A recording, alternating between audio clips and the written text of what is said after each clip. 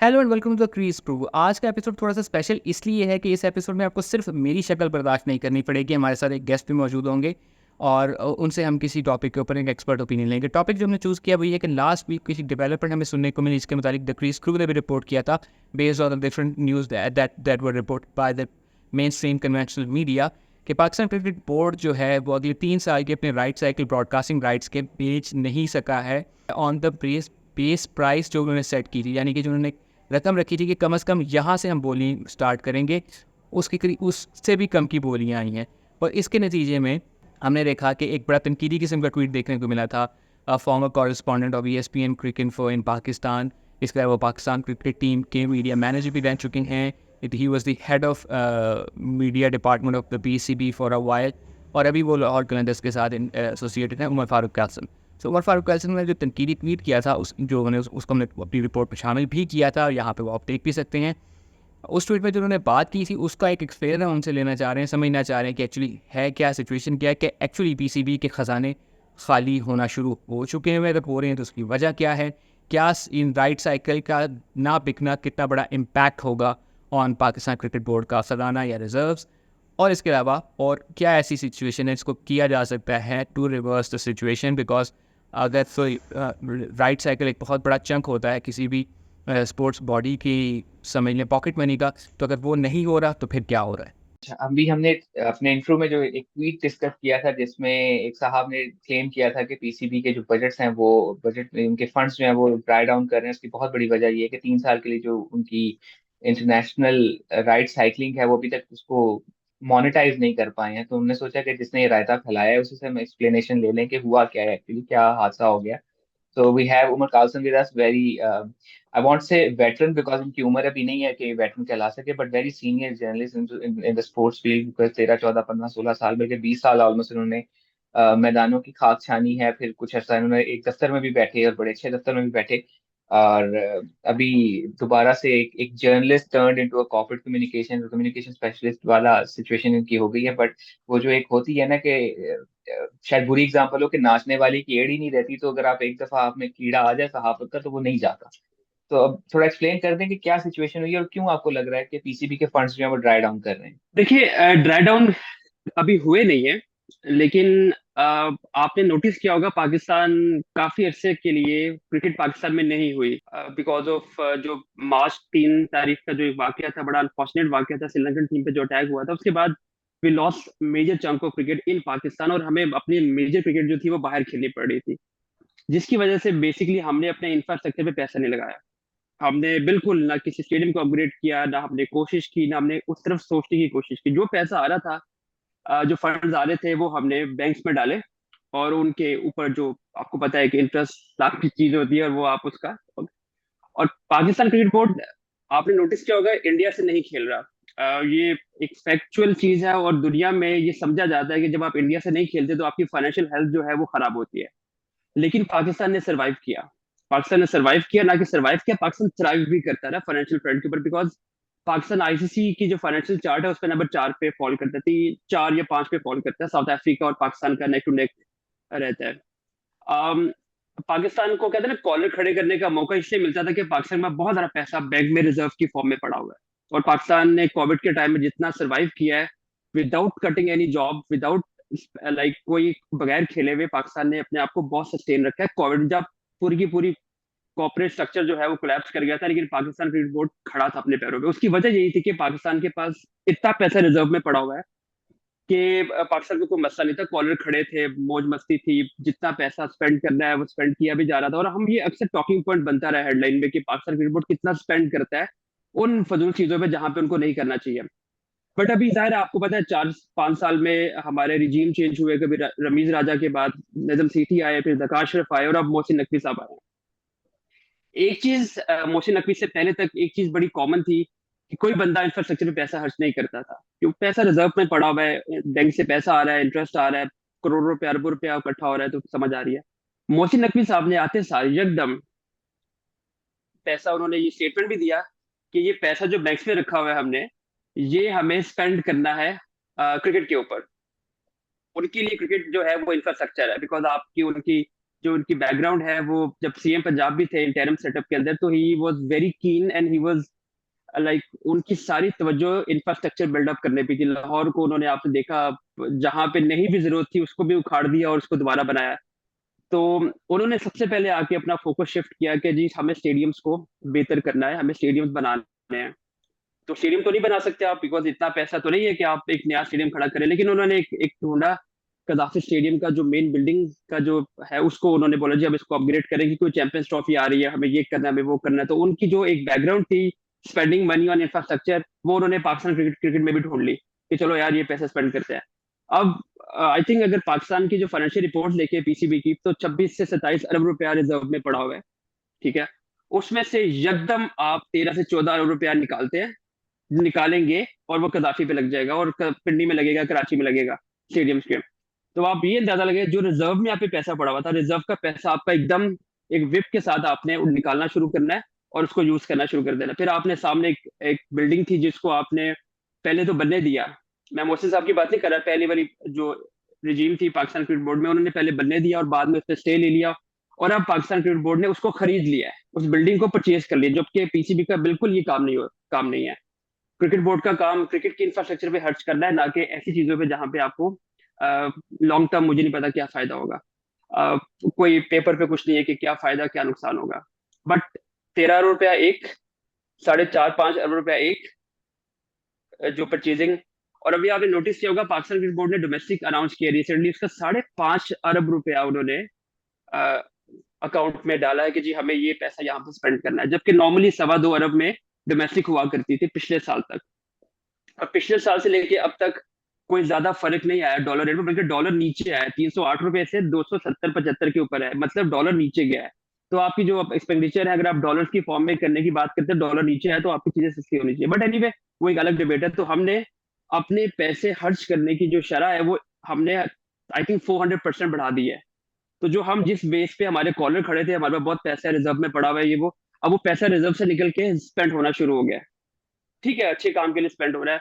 Stadiums की हालत बेहतर होना जरूरी थी, बिल्कुल जरूरी थी। रावलपिंडी में कुर्सियां नहीं लग रही थी इतने सालों से, वहां लगने की जरूरत थी, बिल्कुल जरूरत थी, वहां छत पड़ेगा। कराची में कोई इतना खास इंफ्रास्ट्रक्चर बेहतर नहीं होना, जो जैसा है वैसे रहेगा, बस कुछ पैचेस लगा दिए जाएंगे और कह दिया जाएगा कि कराची रेडी। तो जो मेरा ड्राई की आपने जो बात की, यस, फंड जो है वो ड्राई नहीं होंगे, वो बेसिकली अब इस्तेमाल होना शुरू हो गया है। अब आपके रिजर्व में पैसा कम होना चाहिए, बिकॉज आप अगर पाकिस्तान गवर्नमेंट की भी आप अपनी रिजर्व्स के ऊपर ही अपनी आप अकड़ते हो ना कि हमारे पास इतने रिजर्व पड़े हुए हैं। तो हमारे क्रिकेट बोर्ड के रिजर्व अब वो निकल के इफेक्टिव होना शुरू हो गए, फील्ड में लगना शुरू हो गया है। अब मेरा पॉइंट ये था कि ये पैसा जो क्रिकेट बोर्ड लगा रहा है, ये क्रिकेट बोर्ड का काम नहीं है, ये हुकूमतें करती हैं, सिटी गवर्नमेंट्स करती है। इवन की जगह भी पंजाब गवर्नमेंट की है, जो पीसीबी ने लीज पे ली हुई है। ठीक है, और ये जिम्मेदारी गवर्नमेंट की होती है और उनको पैसे लगाने चाहिए। पाकिस्तान क्रिकेट बोर्ड को अपने रिजर्व्स को, ठीक है, आप क्रिकेटर की कहते हैं ना लाइवलीहुड पे पैसा स्पेंड करें, जैसे डोमेस्टिक पे आप लोगों के पैसे बढ़ा, प्लेयर्स के पैसे बढ़ा दिए आपने। आप एक बहुत बड़ी रकम जो है वो आप क्रिकेट के स्टेडियम्स की कंस्ट्रक्शन के लिए खर्च कर रहे हैं।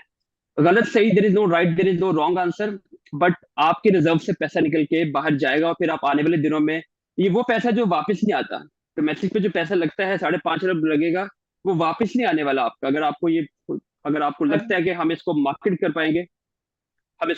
पाएंगे, तो आई डोंट थिंक कि Pakistan domestic cricket marketable product है सिवाय पीएसएल के। तो आई थिंक ड्राई वाली बात जो मैंने की है, फंड्स ड्राई अप होंगे आहिस्ता आहिस्ता होंगे, क्योंकि रिजर्व्स को एकदम हाथ पड़ गया है और वो रिजर्व्स निकल के आपके मार्केट में या आपके इन चीजों पे खर्च होना शुरू हो गए हैं। तो आई सिंसियरली होप कि पाकिस्तान ये जो पैसा स्पेंड कर रहा है आने वाले सालों में कहीं ना कहीं से वापस आए। लेकिन वापस आने की जो आपने इंट्रोडक्शन में अपनी बोली कि ब्रॉडकास्टिंग डील जो हमारी वो उतने पैसों में नहीं बिक रही। हमारी लोकल जो डील है पाकिस्तान मार्केट की, वो भी जो हमने $3.6 बिलियन की बेस पर रखी, आपके ये शायद अभी किसी को पता नहीं है, 2.1 और $2.6 बिलियन की बिड की गई, जो कि बेस प्राइस से थोड़ा नीचे है। तो अभी भी पाकिस्तान क्रिकेट बोर्ड ने जो बेस प्राइस रखी, इंटरनेशनल में तो हमें सुबकी हुई हुई, लेकिन लोकल मार्केट में भी हमें वो रेट नहीं मिला जो पीसीबी ने अपना बेस प्राइस रखा था। तो ये वो रेवेन्यू स्ट्रीम है जहां से आपको पैसा वापस आना है। तो इसलिए मैं फोर्स ही कर रहा हूँ कि आने वाले सालों में कहीं ना कहीं ये डेंट पाकिस्तान को पड़ सकता है कि हमने यकदम अपने पैसे सब निकाल के लगाना शुरू कर दिया, ये जाने बगैर कि भाई थोड़ा इजी प्यार से, और गवर्नमेंट को इन्वॉल्व करो, कॉर्पोरेट को इन्वॉल्व करो, वो पैसा लगाए रादर देन कि आप अपनी जेब से खुद पैसा लगाना शुरू कर दो। और एक सक्सेसफुल बिजनेसमैन जो है वो अपनी जेब से पैसा नहीं लगाता, वो अंडरस्टैंड करता है मार्केट को। लेकिन हमने अपना पैसा निकालना अब लगाना शुरू कर दिया। अब देखिए अगले आने वाले सालों में कहाँ पे खड़े होते हैं हम। अच्छा, यहाँ पे मेरे दो सवाल हैं, एक आपकी कॉन्वर्सेशन से बना है और एक वो जो हमारे यहाँ एक प्रिवेल माइंडसेट है इवन क्रिकेट के हलकों में भी, जो इंटरनल क्रिकेट के हलके हैं उनमें भी, कि अभी जो पीसीबी अचानक से पैसे खर्च कर रहा है इंफ्रास्ट्रक्चर पे, ये अपने पैसे खर्च नहीं कर रहा है, इसको आईसीसी से फंडिंग आई है to upgrade the infrastructure for ICC champions trophy. इस बात में कितनी सदाकत है? दूसरी बात कि जो जो हमारा सवाल आता है कि जी हमारी राइट साइकिल की जो इंटरनेशनल राइट्स हैं वो नहीं बिक सके बिकॉज उसकी बेस प्राइस मीट नहीं हुई, तो क्या जो बेस प्राइस थी वो अनरियलिस्टिक थी? क्या वो ठीक से सेट नहीं हुई थी? थोड़ा सा इसके बारे में बताइएगा, अगर आप इसका प्रोसेस मुझे समझा सकें कि ये किस तरह से सेट की जाती है। तो अगर ये सही से सेट नहीं हुई, वहां पे हमारी जो की हुई वो अचीव नहीं हुआ, तो who is going to be the responsible for that? अच्छा, पहला सवाल जो आपने बोला कि आईसीसी ने पैसा दिया, देखिए आईसीसी पैसा इंफ्रास्ट्रक्चर में नहीं देता। आईसीसी आपका जो सालाना आपको पैसे मिलते हैं, जो आपकी रेवेन्यू, उनकी जो रेवेन्यू स्ट्रीम है उसमें से निकल के पैसे हर बोर्ड में डिवाइड होते हैं, वही पैसा आपको आता है। वो आप अपनी, ये आपकी चॉइस है। स्टेडियम को अपग्रेड करना, ये मैं ऑन ऑन रिकॉर्ड बता रहा हूँ आपको। जो आपका सवाल था उसका I think straight answer, simple answer ये है कि ये हमारी चॉइस है, आई मीन पीसीबी की चॉइस है, मोहसिन नकवी की चॉइस है कि वो स्टेडियम को अपग्रेड करें ahead of the champions trophy. उनको लगता है, आई मीन हम बहुत से लोगों को लगता है कि हमारे स्टेडियम्स अपग्रेड नहीं है, दुनिया के जो मॉडर्न लेवल के जो ग्राउंड्स है वैसे नहीं है। कदाफी पे आप, Gaddafi is the only stadium जो I think up to date है in term of dressing rooms, in term of fans experience, और जो हॉस्पिटैलिटी बॉक्सेस का कॉन्सेप्ट है ऑपोजिट पे। ड्रेसिंग रूम कुछ कहना अपग्रेडेड चाह, थे, उखाड़ दिए गए। अब तो खत्म कर देना। हाँ। रमीज राजा ने, आपको याद होगा पिछले 2 साल पहले रमीज राजा ने दूसरा ड्रेसिंग रूम बनाया था। पहले ये एक ड्रेसिंग रूम था जो डिवाइड किया गया था दो में, और ये हिस्टोरिकली तब से ऐसे ही था। रमीज राजा ने इसको सेपरेट किया था, एक राइट साइड पे वो पैक्टर्स इनक्लोडेड था, उसको तोड़ के उसको स्ट्रेटन करके उन्होंने एक अलग से बनाया, अवे या होम टीम जिसको मर्जी आप कह ले। अभी तो पूरा का पूरा बिल्डिंग बुलडोज कर दी गई, पूरी की पूरी। अब तो जमीन दोज कर दिया गया सारा कुछ। उस वक्त उस ड्रेसिंग रूम को चेंज करने की जरूरत थी, because I have been part of a dressing room once, और उसका एक्सपीरियंस बिल्कुल भी अच्छा नहीं था कि उसको किसी इंटरनेशनल स्टैंडर्ड के लिए इस्तेमाल किया जा सके।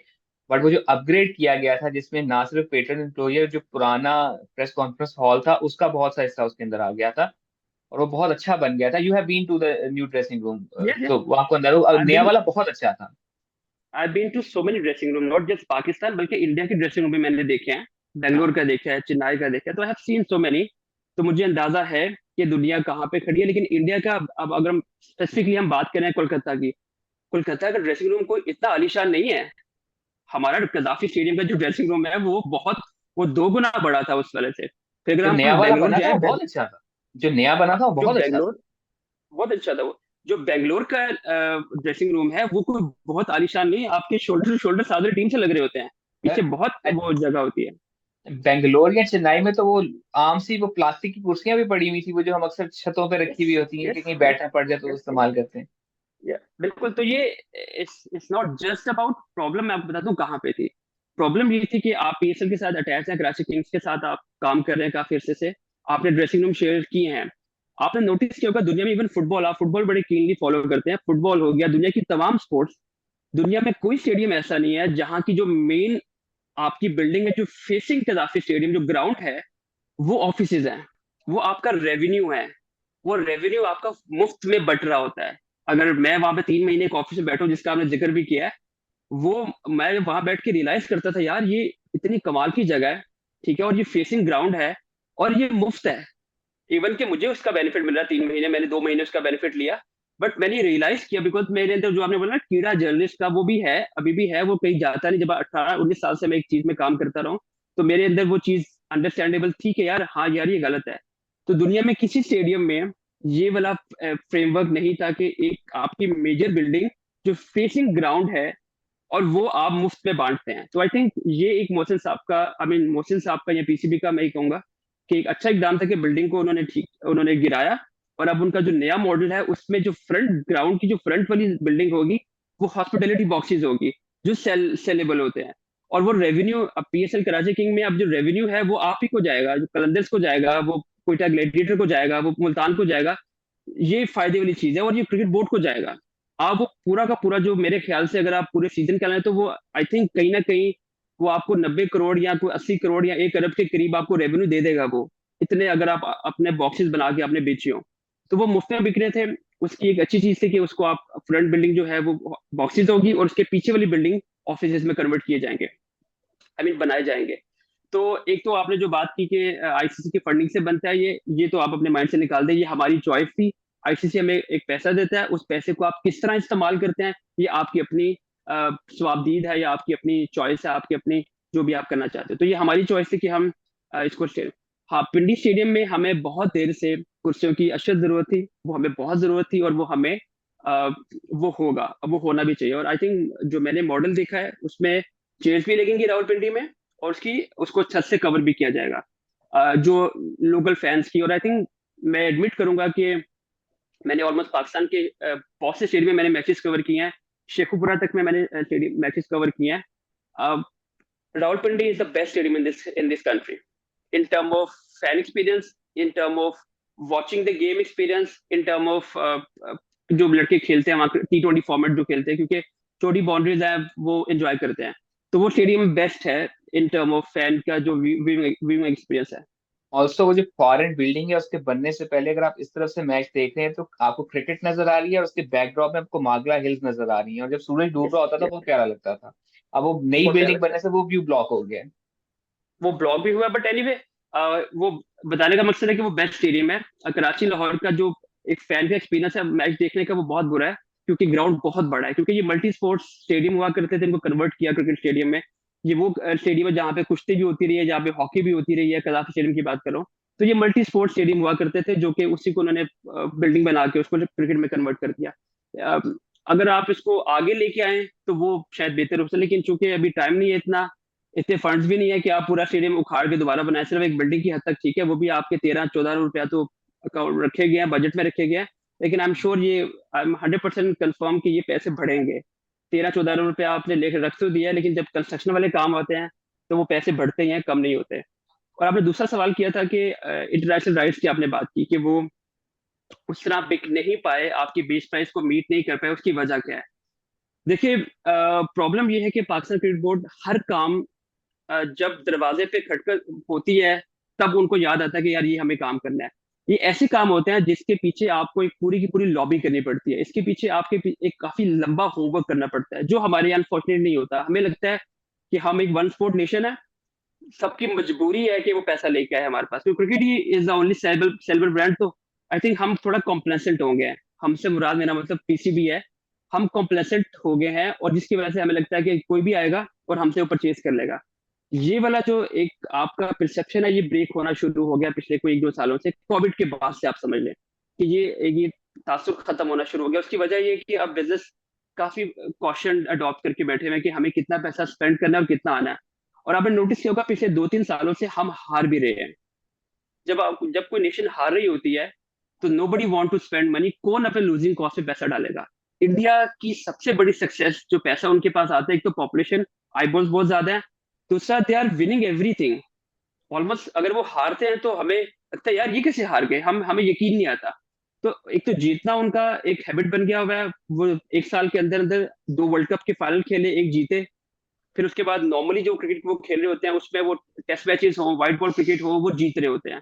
तो ये डिफरेंस वो तीन क्रिएट फाइनल करते हैं, जिसकी वजह से तीन ती, तीन फाइनल खेले। 3 फाइनल खेले, वर्ल्ड टेस्ट चैंपियनशिप का फाइनल भी खेला। वो चैंपियनशिप का फाइनल भी खेला। तो आई मीन वो मतलब तीनों ऑल फॉर्मेट में फॉर्मेट वो अच्छा परफॉर्म करते हुए आ रहे हैं। परफॉर्म करे। तो ये एक लग्जरी होती है एक स्पॉन्सर के लिए, मार्केटेबल प्रोडक्ट बन जाता है वो जिसको आप करते हो। पाकिस्तान में अनफॉर्चुनेटली हमारे यहाँ पे cricket board all over the places, कौन चेयरमैन है कौन नहीं है समझ नहीं आती, कोई पॉलिसी कंसिस्टेंट नहीं होती, और ये रिफ्लेक्ट कर रही होती है प्लेयर्स के ऊपर। कौन कप्तान है कौन कप्तान नहीं है, इन रिफ्ट टीम में है उसकी खबरें बाहर आती हुई। देखिए, जो नेगेटिव पब्लिसिटी होती है अबाउट एनी ब्रांड, वो आपके रेवेन्यूज पे आपको हर्ट करती करती है। ये आप अभी इसराइल वाले मामले पे बाइकआउट होना शुरू कर दिया, मैकडॉनल्ड्स के ऊपर, केएफसी के ऊपर, और भी 4-5 ब्रांड्स हैं उनके ऊपर। तो उनको hit I, because of negativity, और उनकी जो सेल है वो उन्हें जाना शुरू हो गई। तो ये एक बिजनेस मॉडल है। ये चीज आप ये क्यों समझते हैं क्रिकेट में नहीं होगा ये? आप हारते हुए जब मैं पिछले दिन 2 हफ्ते पहले इस्लामाबाद में एक पाकिस्तान की सबसे बड़ी कंपनी है, सेलुलर कंपनी है, उनके साथ मेरी मीटिंग थी किसी प्रोजेक्ट के ऊपर। तो उन्होंने भी ये पॉइंट रेज किया कि भाई हमारे बॉसेस हमें पूछते हैं कि हम इतना पैसा स्पेंड करते हैं, हम जीत तो रहे नहीं है, हम क्यों इतना ज्यादा एम्फोसाइज करते हैं इस चीज के ऊपर, लेकिन मजबूरी है, कोई और गेम भी कोई नहीं है जिसपे वो पैसा लगा सके। तो वो कहीं ना और कहीं लेफ्ट राइट कहीं और जाते हैं, कहीं और जाते हैं पैसे स्पेंड और करने के लिए। उस टेलीकॉम के पास डेटा भी बहुत है। एग्जैक्टली, बिल्कुल। तो ये वो चीजें हैं जो कि आपकी मार्केट को हिट करती हैं। और जो आपने इंटरनेशनल ब्रॉडकास्टिंग की बात की, एक one of the reason, few reason मैंने आपको बताई कि इसकी वजह से आपकी लेवल, आपको आपको आईबॉल्स देखने वाले कम होते हैं। बिकॉज मैं इस एक टाइम में सुना करते थे 99 की वर्ल्ड कप के बाद बहुत से लोगों ने बोला अब हम क्रिकेट देखना छोड़ देंगे। एक सर्टेन एज के लोग तो कहते हैं हम तो देखते ही नहीं है। You I was you one. You are and you are few, I mean you are and जैसा यंगर वन अभी। मतलब एक थोड़ी डाइग्रेस कर देंगे, बट आपने कहा था कि मैं फुटबॉल को बड़ा कीनली फॉलो करता हूँ, तो ये वो टाइम था कि यार क्रिकेट नहीं देखनी है, मैनचेस्टर यूनाइटेड जो है ना ये हर चीज जीती हुई यार, यार इसको फॉलो करना है, तो दैट्स हाउ आई उसको फॉलो गॉट करना, into football and Manchester United. Because यार अजान, जीत आपको इंस्पायर करती है। अगर आप वो गेम नहीं भी खेलते तो you feel pride, you take pride. और जब आप डिस्कशन करते हो तो आपके लिए आपके रोल मॉडल वो होते हैं जो जीत रहे होते हैं, वो एक टॉप लेवल पे होते हैं जिसको जो आप इंस्पायर कर रहे होते हैं। हम अनफॉर्चुनेटली हम नहीं कर पा रहे पिछले 2-3। देखिए 2017 के बाद हमने कोई टूर्नामेंट जीता नहीं। एक सबसे बड़ी बात जो मैं बारहा बहुत से लोगों से कहता हूँ कि एक बड़ी ही अहमकाना बात कह ले, अनफॉर्चुनेट कह ले, कि हमने हारों को, जो हम हारते हैं, सेमीफाइनल्स हो गए, फाइनल हो गए, उनको हमने ग्लोरीफाई करना शुरू कर दिया है। ये एक बहुत ही स्टूपिड चीज कह ले, मैं थोड़ा हार्श वर्ड बोल गया हूँ, बट इसका एक बहुत बुरा इम्पैक्ट पड़ता है जो हमें नजर नहीं आता है। सुनने में बहुत आसान बात लगती है, बड़ी आसान सहम बात लगती है कि यार कोई बात नहीं, हम जीतो या हारो हमें तुमसे प्यार है। अरे भाई, ये आपको कॉम्प्लेसेंट कर देता है। वो यार कोई बात नहीं, अगर हम हार भी थे तो हमारे साथ तो लोग खड़े हैं। भाई आपको चैंपियन बनाने वाले आपको इवेंट्स होते हैं। 2017 में हम चैंपियंस ट्रॉफी जीते, वो जो चैंपियंस ट्रॉफी के हमारे चैंपियंस बने थे वो आज तक उस चीज की रेपुटेशन का खा रहे हैं। हालांकि हम पिछले 2-3 सालों से हम बहुत बुरा कर रहे हैं। तो आई थिंक हमने पिछले 3-4 सालों से हमने ग्लोरीफाई करना शुरू कर दिया हारों को, कि हम हार रहे हैं और हम ग्लोरीफाई कर रहे हैं उसको, हार को, या और चलो हमने एटलीस्ट फाइनल तो खेला। और ये चीज ना ट्रिकल डाउन कर रही है बाकी चीजों पर भी, जहां पे जी इंडिया सेलिब्रेट कर रहा है ओलंपिक में ब्रॉन्ज मेडल जीतना, एंड आई जी पर्सनली बिलीव कि आप गोल्ड और ब्रॉन्ज जीतते हो, सिल्वर आप हारते हो, हारने वाले को सिल्वर मिलता है ना, लेकिन जी वो सेलिब्रेट कर रही है मेडल का जीतना। हमारे यहाँ सेलिब्रेट क्या हो रहा है कि वो हमारी स्विमर, जिस किस्म के हमारे हालात है, वेरी गुड कि उन्होंने अच्छा कर लिया, अपनी हीट में छठे नंबर पे आई, और ये नहीं एक्सप्लेन कर रहे कि भाई वो 26वें नंबर पे एक्चुअली आई है, वो अपनी हीट में यस छठे नंबर यस। पे आई है। और और बहुत उसको अपना इस तरह से रिकॉर्ड भी। बताया जा रहा है कि हाँ very good very good, good on her, मतलब जिस किस्म के हालात से वो जहां नबी गई है, या वो दुरानी बॉय गया है, बड़ी मेहनत करके वो बेचारे गए हैं, अपने से खुद किए गए हैं, बिकॉज पता है कि यहाँ पे कुछ नहीं मिलता, बिकॉज फंड वापस कर दिए जाते हैं बोर्ड को, ये मेरे इस्तेमाल नहीं हो सके। सो हमारे यहाँ वो चीज आ गई है, हर चीज में ना हमने वो एक एक ऐसा पहलू निकालना है कि जिससे ना हम उसको ग्लोरीफाई एंड सेलिब्रेट कर सकें, और उसका नतीजा ये निकल रहा है कि हमने हर मीडियोकर चीज को जो है सेलिब्रेट करना शुरू कर दिया। यस हमने यस, ये सेमीफाइनल जो आपने खेला, वर्ड हमने बोला। फाइनल खेला, नोबडी रिमेम्बर्स आज से 20-25 साल बाद, मुझे हमेशा भूल जाता है कि 1975 एंड 79 में वेस्ट इंडीज के अगेंस्ट कौन से वाले में इंग्लैंड खेला था, कौन से वाले में ऑस्ट्रेलिया खेला था। हालांकि कुछ ज्यादा जी पुराने वर्ल्ड कप नहीं है, बट आज से 20-25 साल बाद किसी को याद नहीं होगा कि आपने 21 में सेमीफाइनल खेला था, 22 में फाइनल खेला था, सबको याद होगा कि जी ऑस्ट्रेलिया और इंग्लैंड जीते थे। जीता था, जीता था। तो यही बात है। आई थिंक ये हमें बार बार अपने नेशनल प्लेटफॉर्म पे ये बात करनी चाहिए, हमें इस चीज को उजागर करते रहना चाहिए। बिकॉज अगर हम इसको ग्लोरीफाई करते रहेंगे तो हम नीचे से नीचे जाते हैं, और नीचे जा रहे हैं हम लोग। और ये फर्क पड़ता है जहनों के ऊपर, लड़कों के जहनों में पड़ता है, यार ठीक है यार कोई नहीं, हमें सपोर्ट तो मिल ही रही है, कुछ गालियां दे रहे हैं लोग, हमें रेडिकुलेट कर रहे हैं, तो हमें मेजर लोग जो है हमें प्लेटफॉर्म पे बैठ के बड़े हमें अप्राइज कर रहे हैं। तो ये एक वो रीजन है। दूसरा, जो वापस मैं उस पॉइंट पे आता हूँ, कि सिर्फ दो बिडर आए बिड करने के लिए। एक फॉरेन मीडिया का बंदा था और एक लोकल कंपनी थी जिसने बिड किया, जो कि जाहिर है वो बेस प्राइस को मीट नहीं किया। अब देखिए, सबसे बड़ा जो प्रॉब्लम था वो ये था कि दो क्यों आए हैं।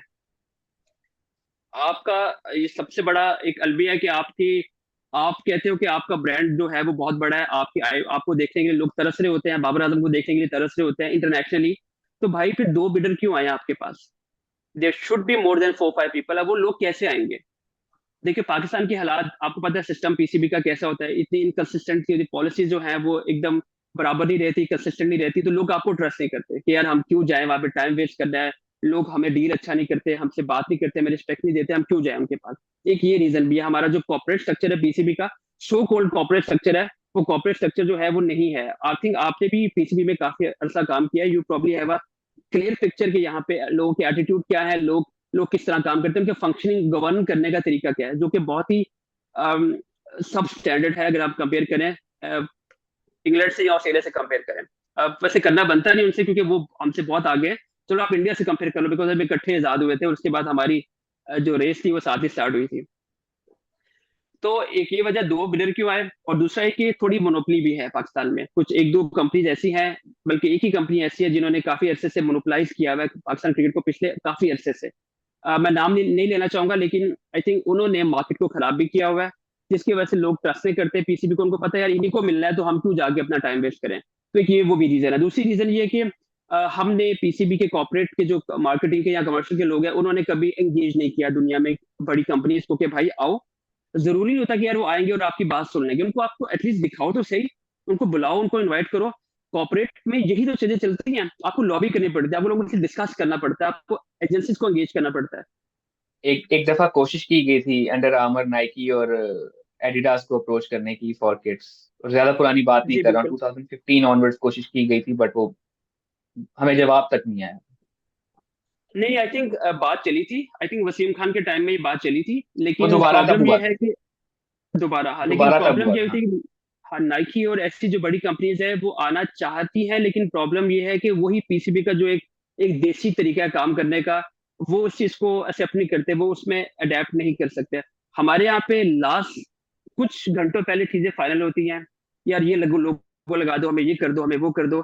देखो दुनिया में जब हम कॉर्पोरेट की या प्रोफेशनलिज्म की बात करते हैं, then we are pretty much mentally clear कि भाई हमने ये इवेंट फ्लान डेट को खेलना है, और उसके जो प्री रेक्विजिट काम है हमें वो क्या क्या करने हैं।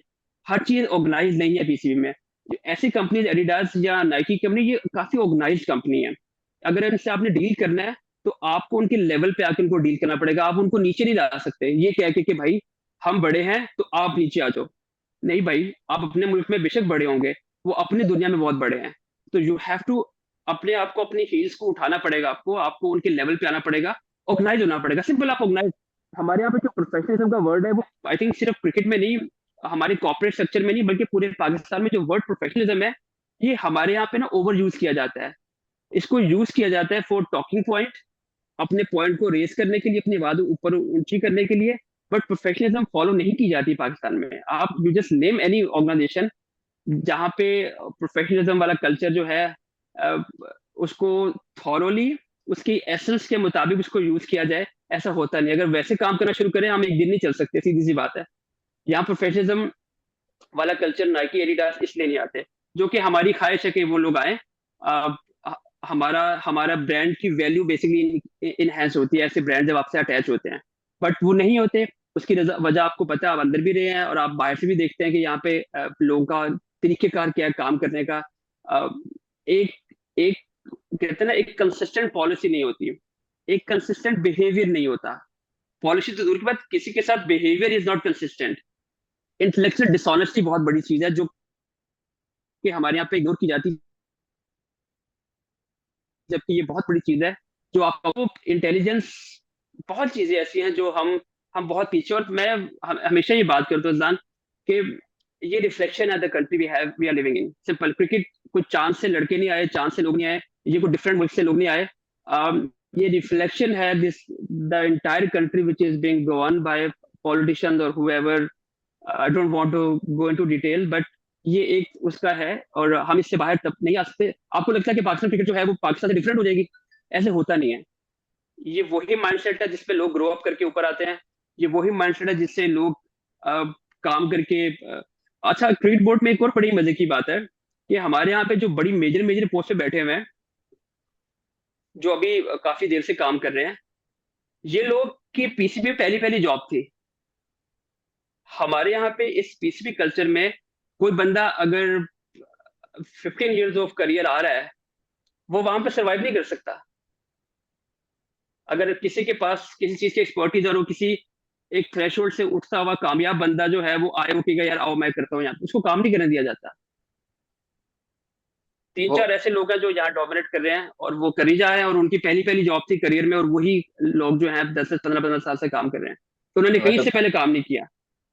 आई don't want to offend, but वो जो एक टर्म होती है कि पड़े पड़े सीनियर हो जाना, पीटीवी के केस में बहुत ज्यादा इस्तेमाल होती है। यस यस, और हमारे मुल्क में आपने शुक्र है मुझे सीनियर नहीं बोला, वो जो आप शुरू में मुझे कह रहे थे कि I don't want to be called senior, चूंकि मैंने 18 साल से काम किया तो मैं सीनियर हो गया। आपका जो काम है वो डिफाइन करता है कि आप कितने सीनियर हो और कितने आप अपने काम में अच्छे या बुरे हो। तो ये एज ग्रो करना, ये बड़ी देर से काम कर रहा है तो ये सीनियर हो गया। Yes, in term of age is senior, ही एज, बट प्रॉब्लम है कि आपके काम का जो दुरानिया है, आपकी जो सक्सेस है, वो आपका बेंचमार्क होनी चाहिए, रादर देन कि how many years you have spend in the country और इन द जॉब और इन द ऑर्गेनाइजेशन।